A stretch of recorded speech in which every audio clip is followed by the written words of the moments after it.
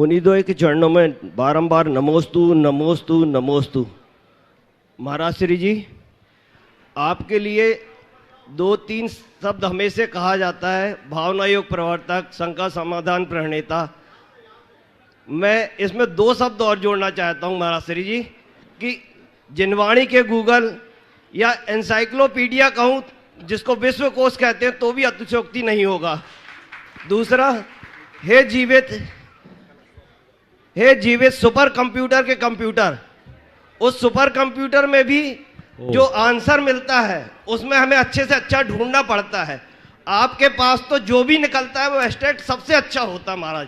कि आपसे ये क्वेश्चन 11 तारीख को वीरेंद्र जी लखनऊ वालों ने पूछा था कि बच्चों को और अभिभावकों के बीच में कैसा संबंध होना चाहिए और क्या करना चाहिए। महाराज जी, आपने जो उस समय आंसर दिया था, उसमें आपने आंसर दिया था कि हमें अपने आचरण से बच्चों को समझने की कला विकसित करना चाहिए। ये महाराज श्री आपने आंसर उन अभिभावकों के लिए तो दे दिया जिनके बच्चे 2 साल 3 साल के हैं या जो आगे अभिभावक बनेंगे, लेकिन हम जैसे अभिभावक जिनने अपने बच्चों को टोक टोक के अपनी भी बुद्धि खराब कर ली, उनकी भी कर दी उनके लिए हम क्या करें महाराज जी? क्योंकि या तो हम धृतराष्ट्र की तरह अपने मनोभाव उनके ऊपर लादते रहें, या अपनी कर्तव्य बुद्धि छोड़ के कर्तव्य बुद्धि में सिर्फ उन्हें लालन पालन करते हुए उनके उस पर छोड़ दे। क्या करें महाराज? शंका समाधान करें। देखिए, आज के बच्चे बिल्कुल बहुत समझदार हो गए हैं। पुराने समय में और आज में बहुत अंतर है। पुराने समय में और आज में बड़ा अंतर आ गया है। पुराने समय में लोगों को चीज़ों को समझने में वक्त लगता था, पर आज ऐसा पाया जाता है कि लोग बहुत अच्छे से चीज़ों को समझते हैं। बच्चों को उनके हिताहित का विवेक सिखाना चाहिए। उनके अंतर्मन में बैठकर अपनी बात को बड़े लॉजिकल और प्रैक्टिकल ढंग से अपनी बात रखनी चाहिए। जब हम आज बच्चों को कोई बात तार्किक तरीके से समझाते हैं तो बच्चे न केवल उसे समझते हैं, अपितु समझकर आत्मसात भी करते हैं, और वो उनके जीवन के बदलाव का एक बड़ा आधार भी बनता है। तो समझने की कोशिश करें, हम खुद समझें, औरों को भी समझाने की कोशिश करें। हम लोग उन पर चीज़ें थोपते हैं, लादते हैं, ये उचित नहीं है। जिनके बच्चे बड़े हो गए हैं उन्हें मार्गदर्शन दे, आदेश नहीं। हो सकता है वो आपके आदेश की अवहेलना कर दे, पर आपका मार्गदर्शन अच्छा होगा तो जरूर अपनाएंगे। और हिदायतें भी सीमित दें, ज़रूरत से ज़्यादा न दें। और बच्चों को बच्चा माने, अपना एसेट ना समझें। यदि इन बातों को ध्यान में रखकर आप बच्चों के साथ अपना व्यवहार करेंगे तो मेरा मानना है बच्चे आपके एक आज्ञाकारी सेवक की तरह आपके साथ रहेंगे और आपके लिए वह सब कुछ कर सकेंगे जिसकी आप अपेक्षा रखते हैं। जी श्री नमोस्तु नमोस्तु नमोस्तु। महाराज श्री जी, मेरी माँ हर बात पर बोलती है कि तुम लोग अब मेरी बात नहीं सुनते हो। यह सब तंत्र विद्या का असर है। तो क्या महाराज श्री जी तंत्र विद्या होती है? यदि हाँ, तो लोगों को, तो जैनों को उससे बचने का उपाय बताएं। नमोस्तु महाराज जी। देखिए, सबसे पहली बात तो मुझे तुम्हारी माँ की बात पर आश्चर्य है। जो इतनी छोटी सी बच्ची अगर बात नहीं सुनती तो तंत्र विद्या किस तंत्र के कारण आ गई? ये बच्ची क्या तंत्र विद्या करेगी? हो सकता है उनके मन में ऐसा हो कि कोई उनके पीछे लगा हो और घर में ऐसा कुछ तंत्र मंत्र कर दिया जिससे घर में कोई किसी की सुन नहीं रहे। पर मेरा मानना है इनमें मन का वहम ज़्यादा होता है, यथार्थ कम। ये सब मन का वहम है और हम अपने आप को इस प्रकार के वहम से दूर रखने की कोशिश करें। तंत्र मंत्र होता है, लेकिन सब चीज़ें इस तरह के तंत्रों से हो जाए तो फिर तो दुनिया ही बदल जाए। कहाँ का कहाँ कुछ हो जाए कह नहीं सकते। इसलिए इन बातों में बहुत ज़्यादा विश्वास करने का औचित्य नहीं है। हम चीज़ों को उतना ही समझे, वैसा ही समझे जितना कि वो है। और कोई कितना भी तंत्र मंत्र करे, हम लोग तो नमोकार मंत्र के विश्वासी बने। और हम लोग कहते हैं ऐसो पंच नमो यारो सब्ब पाप प्रणाशनो मंगलानम च सव्यसिम परमम होई मंगलम। समझ गए?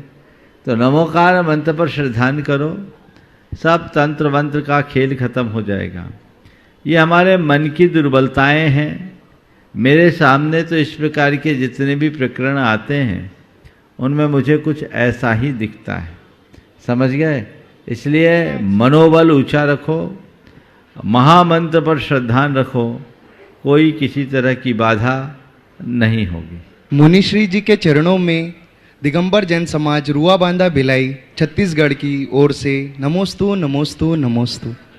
जरूरी नहीं सभी लोग आपको समझ पाएं। तराजू सिर्फ वजन बताता है, क्वालिटी नहीं। हम अपने अंदर वजन के साथ साथ क्वालिटी कैसे विकसित करें, कृपया समाधान करें। जरूरी नहीं कि सब कोई आपको समझ पाए। तराजू सिर्फ वजन बताता है, क्वालिटी नहीं। आपने पूछा है हम अपने वजन के साथ अपनी क्वालिटी कैसे बढ़ाएं। देखिए, तराजू पर व्यक्ति का वजन नापा जाता है और नज़रों से व्यक्ति के गुणों को नापा जाता है। अपने व्यक्तित्व को हम गहरा बनाएं और ऐसा बनाएं कि हर व्यक्ति की आंखें तुम्हारी दीवानी हो जाए, तो तुम्हारा वजन भी बढ़ेगा और गुण भी बढ़ेगा। नमोस्तु महाराज जी, तो नमोस्तु। अपने नजरिए को ठीक करो और अपने आचरण को इतना प्रभावी बनाओ कि सब तुम्हारे पीछे आ जाए, सबकी आंखें दीवानी हो जाए। महाराज श्री, मेरा सवाल ये है कि हम देखते हैं हमारे जैन समाज में बहुत सारे ऐसे लोग हैं जो अपना प्रतिदिन और काफ़ी समय जीवन का धर्म ज्ञान सामायिक में देते हैं, पर लाइफ में जब एक्चुअल परिस्थिति ऐसी आती है कि जब उनको धर्म साथ करना चाहिए वो नहीं कर पाते, उनका क्रोध या और दूसरी चीज़ें हावी हो जाती है, तो ऐसे में क्या करना चाहिए? देखो, ऐसा है, धर्म ध्यान करने से हमारे अंदर की दुर्बलताएं दूर होनी चाहिए और दूर होती भी है।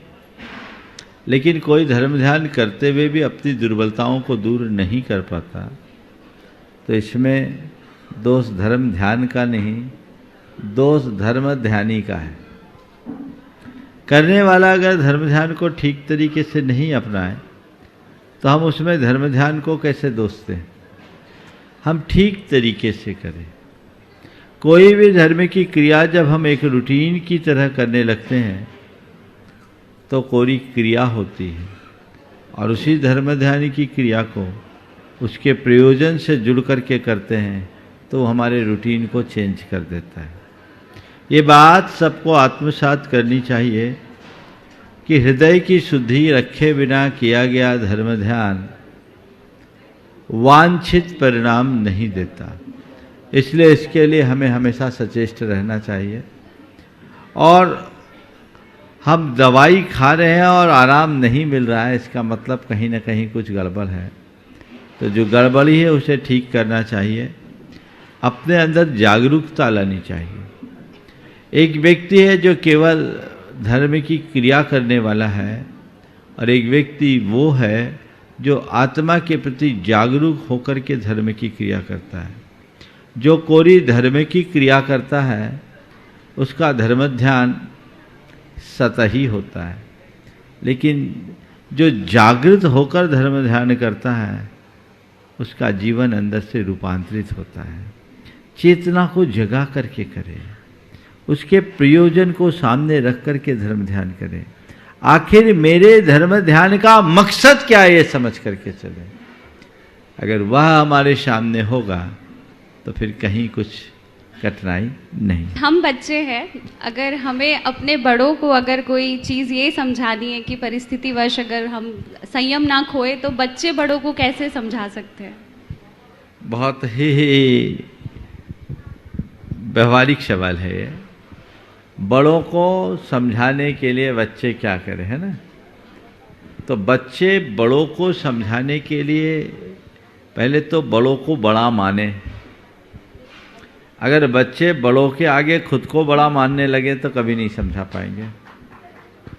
बड़ों से सीखना है तो छोटा बनो, और बड़ों के लिए स्वीकार्य बनना है तो उन्हें बड़ा मानो। क्या बोल रहा हूं? बड़ों से सीखना है तो पहले छोटा बनो, और बड़ों को का स्वीकार बनना है कि बड़े हमें स्वीकार ले, तो आप उनको बड़ा मानो, मान दो। जब कोई छोटा बड़े को मान देता है, बहुमान देता है, तो बड़ों का उनके प्रति सहज झुकाव हो जाता है और वो तभी उनकी बातें मानते हैं। तो हो सकता है बड़ों से भी गलती होती ही है। तो उस घड़ी में हम क्या करें? सीधे सीधे उनकी गलती को रेखांकित न करें, गलती न दिखाएं। नहीं तो कहेगा छोटा सा बच्चा मुझे ज्ञान देता है, उनका ईगो टकराएगा। उन्हें धीरे से ऐसी बातों को बाती बात में कहते कहते कहें कि इस तरह का कार्य कोई करता है तो ठीक है या गलत। और कथोपकथन में, यानी बात ही बात में इनडायरेक्ट वे में बात कर दें। उन्हें अपनी गलती का एहसास होगा और थोड़े समझदार होंगे तो उसे स्वीकार भी करेंगे और सुधार भी लेंगे, और आपके संबंध भी मधुर बने रहेंगे। पर आपने सीधे सीधे उन पर आरोप जल दिया या आक्षेप कर दिया तो बात बनने की जगह बिगड़ेगी। इसलिए इसका ध्यान रखना। गुरुदेव को मेरा त्रिबार नमोस्तु। गुरुदेव, मेरा प्रश्न ये है कि मुझे आलू बहुत पसंद है, परंतु मुझे ये भी पता है कि आलू खाने में बहुत दोष लगता है। मैं आलू को छोड़ना चाहता हूँ, तो मैं उसे कैसे छोड़ सकता हूँ? बहुत सुंदर है। इस बच्चे ने अपनी बात को बड़े सरलता से कही। आलू तुम्हें बहुत पसंद है, मैं तो कहता सबको आलू पसंद है ना, तो सबको ही आलू पसंद है, पर तुमने सोचा है कि मैं उसे छोड़ना चाहता हूँ, तो कुछ नहीं करना है। शिखर जी आए हो, मन में ठान लो कि यहाँ से अब मैं आलू नहीं खाऊंगा। संकल्प ले लोगे, सब चीज़ें छूट जाएगी। प्रतिज्ञा में ही हर प्रश्न का समाधान होता है। तो जो तुम चाहते हो उसके लिए संकल्पित हो जाओ। एक बार संकल्प लोगे तो कहीं गड़बड़ नहीं। मंच पर विराजमान दोनों मुनिराजों के चरणों में मेरा और मेरे परिवार का बारंबार नमोस्तु नमोस्तु नमोस्तु। महाराज जी, प्रकृति में इतने सारे पुष्प हैं, परंतु भगवान जी को जब भी हम देखते हैं तो सिर्फ कमल पुष्प पर ही क्यों विराजमान किया जाता है? बहुत अच्छा सवाल। अनेक पुष्पों के मध्य भगवान को कमल पुष्प पर ही क्यों विराजा जाता है? सब पुष्पों में कमल की एक अलग विशेषता है। कमल कीचड़ में होता है, फिर भी खिला रहता है। पानी में रहता है, लेकिन पानी से लिप्त नहीं होता। समझ गए? तो कमल में अनासक्ति, अलिप्तता जैसे गुण हैं, तो जिसमें अलिप्तता और अनासक्ति के गुण होंगे वही तो अनासक्त और अलिप्त भगवान का आसन बन पाएगा। और क्या बन पाएगा? समझ गए? महाराज जी, जब आंधी चलती है तो पंछी, जो वृक्ष हिलते हैं डाली, लेकिन उसमें पंछी बैठा रहता तो कभी घबराता नहीं है, क्योंकि उसको विश्वास अपने पर पे रहता है। पर व्यक्ति अपना आत्मविश्वास इतना कमजोर क्यों करता है कि वो जरा से दुख में हड़बड़ा जाता है? बहुत अच्छा सवाल। मैं तो इसमें उत्तर यही दूंगा, जिसे अपनी क्षमताओं पर भरोसा होता है वो कभी घबराता नहीं, और जो अपनी क्षमताओं को पहचानता नहीं वो कभी स्थिरता नहीं रखता। पक्षियों को अपने परों पर भरोसा, उन्हें पता है कि मेरी क्षमता क्या है। सामान्य जन जब ऐसी क्षमता को समझ लेंगे तो जीवन में अपने आप बदलाव आएगा और अपने जीवन को धन्य कर सके। मंच पर विराजित दोनों मुनिवर को धर्मचंद जी मोदी कलकत्ता परिवार का बारंबार नमोस्तु नमोस्तु नमोस्तु। महाराज श्री, श्रावक अपना पुण्य कैसे बढ़ा सकते हैं या पुण्य सबसे ज़्यादा कैसे बढ़ता है? देखो, पुण्य बढ़ाने के लिए क्या करना है? पुण्यकारी अनुष्ठान करना है, और जो पुण्यकारी अनुष्ठान कर रहे हैं उनकी अनुमोदना करना है। पुण्यकारी अनुष्ठानों में मुख्य रूप से 4 अनुष्ठान हैं: दान, पूजा, शील और उपवास। ये 4 ऐसे कृत्य हैं जो पुण्य वर्धन के विशेष हेतु हैं।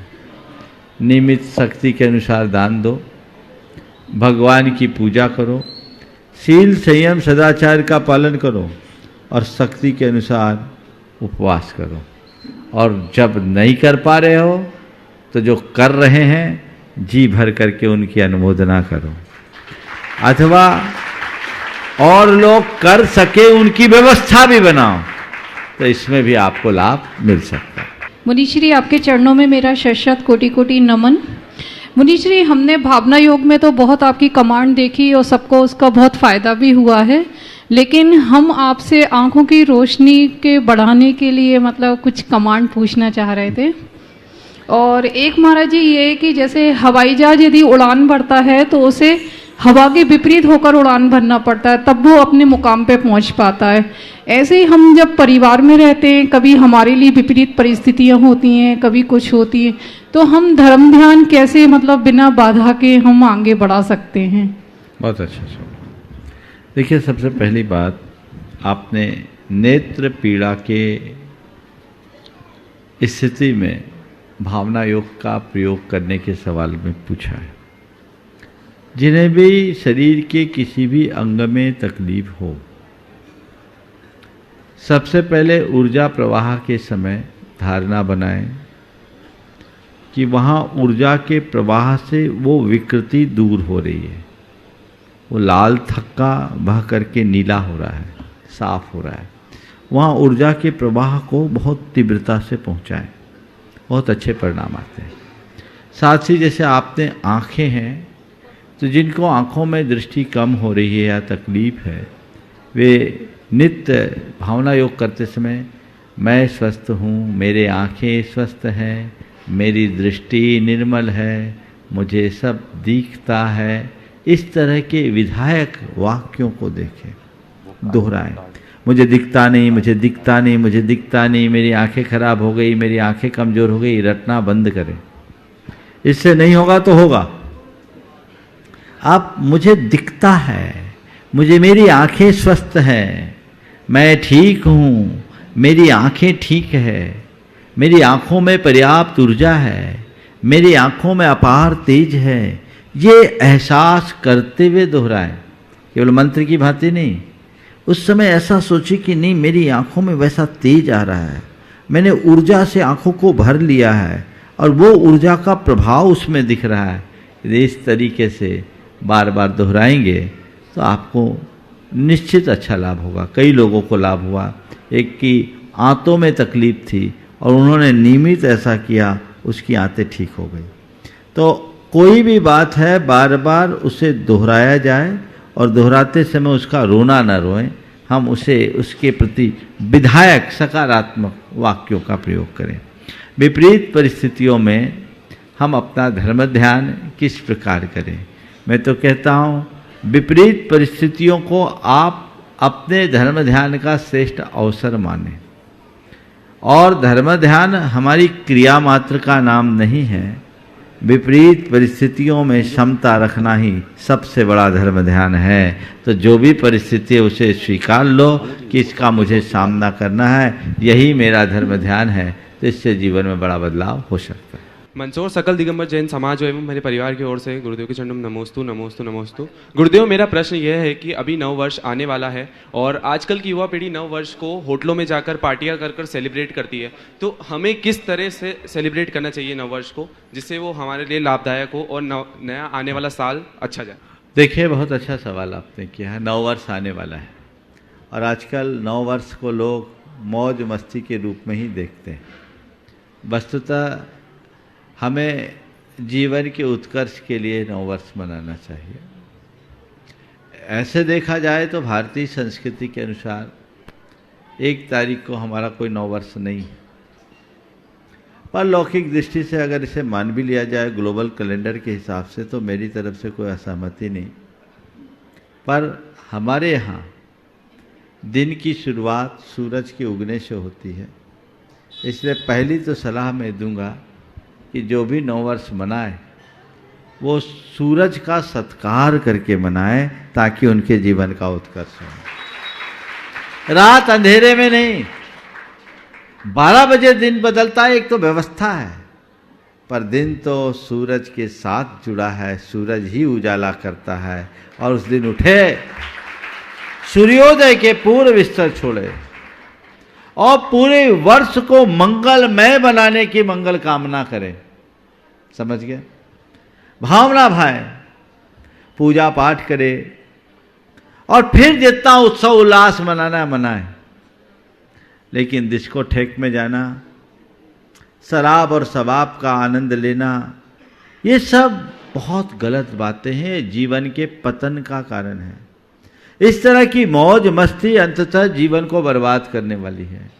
इसलिए ऐसी मौज मस्ती से बचें और जीवन को उसके सकारात्मक दिशा में ले जाने का प्रयास करें, तभी ये नव वर्ष मनाना अच्छा होगा। हर व्यक्ति को इस नव वर्ष के दिन कुछ नव संकल्प लेना चाहिए अपने बाहरी और भीतरी जीवन को आगे बढ़ाने के लिए। यदि ऐसा संकल्प लेकर के चलेंगे तो बहुत अच्छे परिणाम आएंगे। नमस्ते महाराज जी, दुनिया में इतनी भागम भाग हो गई है कि इस उम्र के साथ में हमको उसका दौड़ें या धीरे चलें या क्या हिसाब से चलना चाहिए, थोड़ा इस बारे में मार्गदर्शन दीजिए। दुनिया में जो भागम भाग हो रही है, इस उम्र के साथ हम दौड़े या रुके? मैं एक सवाल करता हूँ। एक 20 साल का युवा तेजी से दौड़ रहा हो और 20 साल के युवा के साथ अगर 70 साल का बूढ़ा उसी रफ्तार में दौड़े, होड़ करे, या 5 साल का बच्चा उसके साथ दौड़ना चाहे तो आप क्या कहोगे? बोलो, उसे उचित मानोगे क्या? 20 साल का युवा जितनी रफ्तार से दौड़ सकता है, 70 साल का बूढ़ा नहीं दौड़ सकता और 5 साल का बच्चा भी नहीं दौड़ सकता। तो मैं आप सबसे कहूँगा, जिनके पास क्षमता है वो भागम भाग करे सो करे। हमें तो अपनी स्थिति देखकर अब भागने का समय नहीं, जागने का समय है, ऐसा समझना चाहिए। नमस्ते। अब थमने की जरूरत है। ऐसे दौड़ते ही दौड़ते थक कर के गिर जाओगे, पस्त पड़ जाओगे, कहीं के नहीं रहोगे। और सबसे बड़ी विडंबना तो ये है इस भागम भाग की कि भाग दौड़ तो है, मंजिल कोई नहीं है। ऐसी भाग दौड़ से क्या फायदा जिसका कोई गंतव्य ही नहीं। हम उम्र के इस पड़ाव में पहुंचने के बाद कम से कम हमें अपने गंतव्य को समझ लेना चाहिए और उसी अनुरूप चलना चाहिए। ध्यान रखो, सही लक्ष्य की ओर भले धीमी गति से ही क्यों नहीं, यदि हम चलेंगे तो मंजिल तक पहुंचेंगे, और गलत दिशा में हम कितनी भी तेज दौड़ें अपने मंजिल से दूर होंगे। दिशा तय होनी चाहिए। गति से भी ज्यादा महत्व दिशा का है। किस दिशा में हम चल रहे हैं, जब तक हम वैसा नहीं करेंगे तब तक कोई अच्छे परिणाम नहीं आए। नमोस्तु गुरुदेव। आज संपर्क और मेलजोल बनाए रखने के साधन बहुत ज़्यादा है, पहले से कहीं ज़्यादा, जैसे फ़ोन कॉल्स हैं, वीडियो कॉल्स हैं, पर लोगों में वो मेलजोल बनाए रखने की भावना दिन ब दिन कम होती जा रही है। यहाँ तक कि अपने करीबियों से भी लोग एक निश्चित दूरी बनाकर रखने लगे हैं आजकल। तो इसका क्या कारण हो सकता है गुरुदेव, और समाधान भी क्या हो सकता है, ताकि जो हमारे से पहली वाली पीढ़ी में एक जो मेलजोल था सब में, वो फिर से आ सके वापस। नमस्ते। मैं एक ही बात कहूँगा, पहले हमारा मेल जोल एक्चुअल था, अब वर्चुअल हो गया। समझ गए? तो एक्चुअल और वर्चुअल का जो भेद है वो सब ऐसा ही होता है। जो जो मनुष्य टेक्नोलॉजी के निकट जा रहा है, त्यों त्यों वो अपने से और अपनों से दूर हो रहा है। हमें अपने जीवन को समझने की तकनीक अपनाना चाहिए। जब तक हम प्रेम, परस्परता, वात्सल्य और आत्मीयता जैसे उदात्त मूल्यों को स्थान नहीं देंगे, अपने अंतरंग की संवेदना को व्यापक नहीं बनाएंगे, तब तक हमारा जो मेल जोल है भी वो महज औपचारिक होगा, उसमें अंदर से कोई रस नहीं होगा। अपने मेल जोल को औपचारिक न बनाएं, उसे आंतरिक बनाएं। आज तो मैं देखता हूं लोगों के कांटेक्ट तो हैं, रिलेशन नहीं है। दो शब्द हैं, संपर्क और संबंध। संपर्क और संबंध, एक दूसरे के निकट रहने का नाम संपर्क है और एक दूसरे से निकटता रखने का नाम संबंध है। मैं पुनः दोहरा रहा हूं, एक दूसरे के निकट रहने का नाम संपर्क है और एक दूसरे से निकटता रखने का नाम संबंध है। निकट रहने वालों के पास निकटता हो कोई जरूरी नहीं, और आजकल तो दिखता भी है, सब एक ही अपार्टमेंट में रहते हैं, सबका एक ही पता है, पर एक दूसरे को किसी का आता पता नहीं। ये संपर्क है। देखो, तेल और पानी और दूध और पानी, तेल में पानी डालो या पानी में तेल डालो, तेल अलग रहता है, पानी अलग। ये संपर्क है जो साथ रहकर के भी अपनी पृथकता बनाए रखे। निकट है पर निकटता नहीं, पर संबंध है दूध और पानी जैसा, दोनों मिलकर एक मेक हो जाते हैं, पता ही नहीं लगता कि ये कहीं अलग अलग हैं। इसका नाम है निकटता। तो ये निकटता तब बढ़ेगी जब हम उदात्त जीवन मूल्यों को आत्मसात करेंगे। नमस्ते गुरुदेव, हम मुंबई से आए हैं। मेरा प्रश्न ये है कि मेरी एक 2.5 साल की बेटी है जिसको हम इस भाव से मुंबई छोड़ के आए हैं कि अगर वह हमारे साथ नहीं होगी तो हम अधिक से अधिक वंदना कर पाएंगे, परंतु इसी वजह से उसके दर्शन और उसकी वंदना रह गई है। तो क्या हमारा ये सोचना सही था? क्या हमें इस चीज़ का कोई दोष लगता है? देखिए, आप वंदना करने आए, अच्छी बात है। आपने जो दृष्टिकोण रखा वो भी आपकी दृष्टि में भले अच्छा हो, लेकिन अगर अपनी बच्ची को साथ ले आते हैं तो और अच्छा होता। बच्चों को तो पेट से ही वंदना कराना चाहिए। आपकी तो 2.5 साल की बच्ची है, अभी तो उसके अंदर संस्कार होंगे। लोग आते, छोटे छोटे बच्चों को भी लेकर के जाते, दूध पीते बच्चे को लेकर के जाते। आप भी अगर वंदना कर ली होगी तो देखी होगी, नहीं तो देखेंगी। बहुत लोग हैं, इसलिए आगे से जब भी आए तो उन्हें भी साथ लेकर आए। और न केवल वंदना के लिए, मैं सभी से कहता हूँ, अगर आप चाहते हैं कि मेरे बच्चों में धर्म के संस्कार बने रहे तो आप अकेले मत आइए, अपने बच्चों को भी अपने साथ लाइए, ताकि उन्हें सही समय पर सब कुछ समझ आ जाए। लोग बच्चों को दूर रखते हैं, फिर बच्चे धर्म से ही दूर हो जाते हैं, तो मामला गड़बड़ा जाता है। इसलिए शुरू से साथ रखने का प्रयास होना चाहिए। नमस्तु महाराज जी, नमस्तु महाराज जी। हम सब पुणे से, महाराष्ट्र से 60 लोग यहाँ पर पधारे। 2 साल पहले 52 गजा में आए थे। इतनी भक्ति से हम आते, लेकिन शंका जब आते जब शंका समाधान हम मिस नहीं करते। मैं 40 साल से पूना में एक HND जैन बोर्डिंग में, जो ऑल ओवर इंडिया में प्रसिद्ध है, वहाँ से मैं 40 साल से कार्यरत हूँ। उस 40 साल में हम जो प्रगति और अधोगति बोलते हैं उसके बारे में पॉइंट रखना चाहता हूँ। इसके मार्गदर्शन चाहिए और सुझाव भी चाहिए। 40 वर्ष पहले बच्चे अपने पेरेंट के साथ आदर से बर्ताव करते थे, लेकिन वो परिस्थिति अभी नहीं दिख रही। हर एक को बच्चे, 40 साल पहले हर एक को बच्चे की आस लगती थी, लेकिन आज बच्चे होने से लोगों को डर लग रहा है।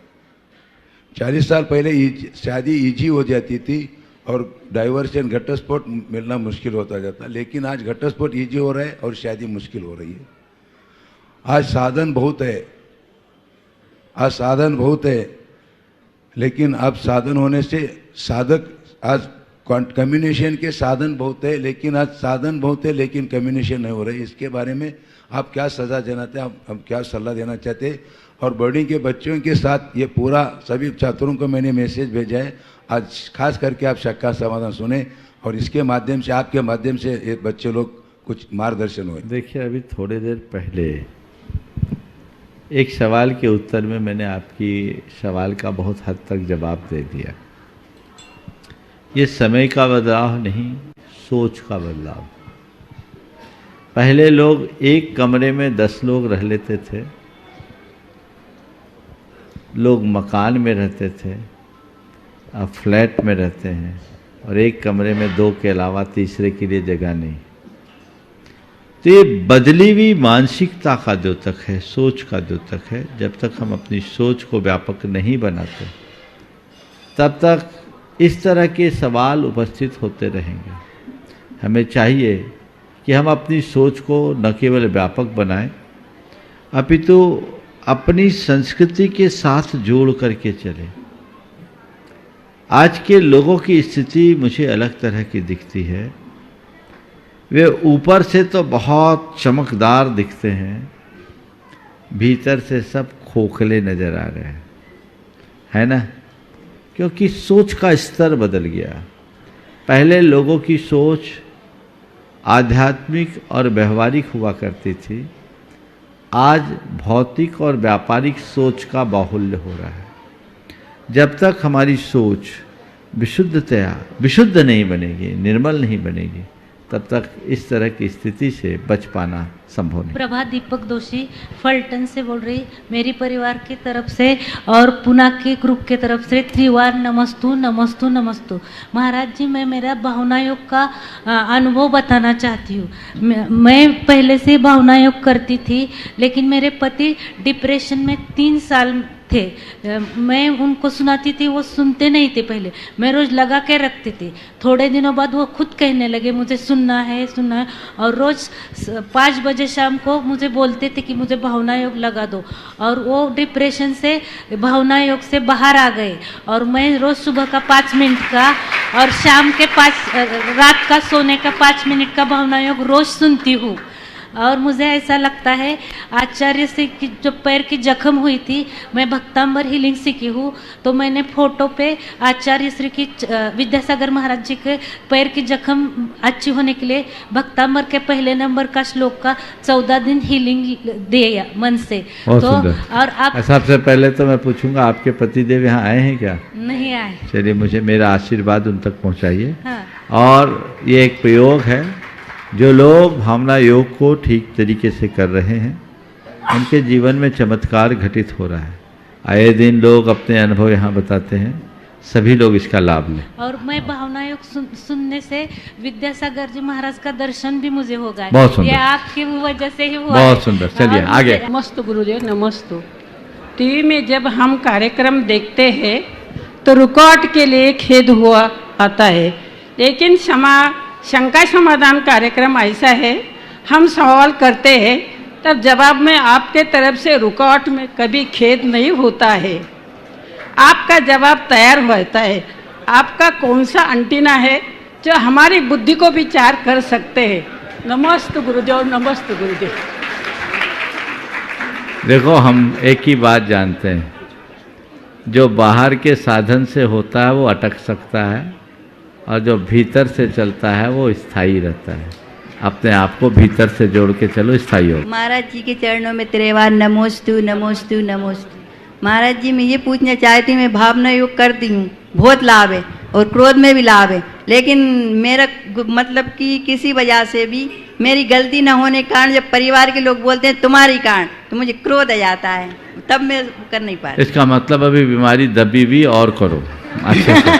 चलो, कभी कभी ऐसी बातें बोलने में आ जाती है कि बाद में माफी मांगनी पड़े, तो इससे कैसे बचे? बहुत अच्छा सवाल। ऐसी बातें बोलने में आ जाती है कि बाद में माफ़ी मांगनी पड़े, इससे कैसे बचे? सबसे पहले तो बोलने से पूर्व ऐसा विचार करो कि बोलने के बाद माफ़ी मांगनी ही ना पड़े। लेकिन कई बार संस्कारवश, आवेशवश, आवेगवश ऐसा हो जाता है, तो जब आप माफ़ी मांगे तो उस समय दृढ़ संकल्प ले कि भविष्य में ऐसी पुनरावृत्ति नहीं करेंगे। और अपनी भाषा पर संयम लाना चाहते हो तो कुछ उपाय मैं आपको बताता हूँ। एक काम करिए, आप रोज शाम को सोने से पहले सुबह से शाम तक के सारे वचन व्यवहार को रिकॉल कीजिए और देखिए मैंने आज कहाँ कहाँ गलत बोला, उसकी निंदा कीजिए और मन ही मन अपने आप को धिक्कारिए, सामने वाले से मन ही मन क्षमा मांगिए और संकल्पित हो जाइए भविष्य में कभी ऐसी सिचुएशन होगी तो मैं ऐसे शब्दों का प्रयोग नहीं करूँगा। उसके साथ जब ऐसे शब्द निकले तो अपने आप को दंडित कीजिए, कुछ पेनाल्टी लगाइए अपने आप और नित्य एक बात दोहराइए, मुझे सही बोलना है, सुंदर बोलना है, मुझे सही बोलना है, सुंदर बोलना है। तो इन सब बातों से बहुत आसानी से बचा जा सकता है। मेरे और मेरी परिवार की तरफ से गुरुवर के चरणों में कोटि कोटि नमन। नमोस्तु महाराज जी। आजकल युवा ही नहीं, हमारे बुजुर्ग भी एंजाइटी, डिप्रेशन आदि के शिकार हो रहे हैं। भावना योग से ये ज़रूर समाप्त हो सकती है, मगर हमारा ऐसा क्या प्रयास रहे कि ये समस्या उत्पन्न ही ना हो? देखो, एंजाइटी तो बुजुर्गों में ज़्यादा होती, तो जो व्यक्ति थोड़े आध्यात्मिकता से जुड़ते हैं और भावना योग कर सकते हैं, करते हैं, तो निश्चित उनके साथ ये सारी समस्याएं दूर हो सकती है और इसके लिए हमें सतत प्रयास करना। तो महाराज जी, मेरा प्रश्न ये है कि जब हम किसी अमीर व्यक्ति से बात करते हैं तो हमारे मनोभाव अलग रहते हैं और किसी गरीब आदमी इस तरह से बात करते हैं तो मनोभाव अलग रहते हैं, तो ऐसा क्या करें कि मनोभाव अलग ना हो? व्यक्ति तो वही है, लेकिन वो जब व्यक्ति आपको अमीर और गरीब दिख रहा है तो मनोभाव अलग दिखेगा। अगर व्यक्ति को अमीर और गरीब देखने की जगह इंसान देखोगे तो मनोभाव एक होगा। तो व्यक्ति को एक इंसान की भांति देखो, उसकी अमीरी और गरीबी तो बाहर का लबादा है।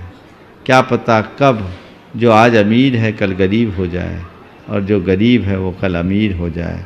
इसलिए इन बातों से अपने आप को बचा कर रखो, इनसे अलिप्त रखो और अपने जीवन का पथ प्रशस्त करो। समय आप सबका हो गया है। आज के इस सत्र को यहीं पर विराम। बोलिए परम पूज्य आचार्य गुरुवर श्री विद्यासागर जी महाराज की। ओ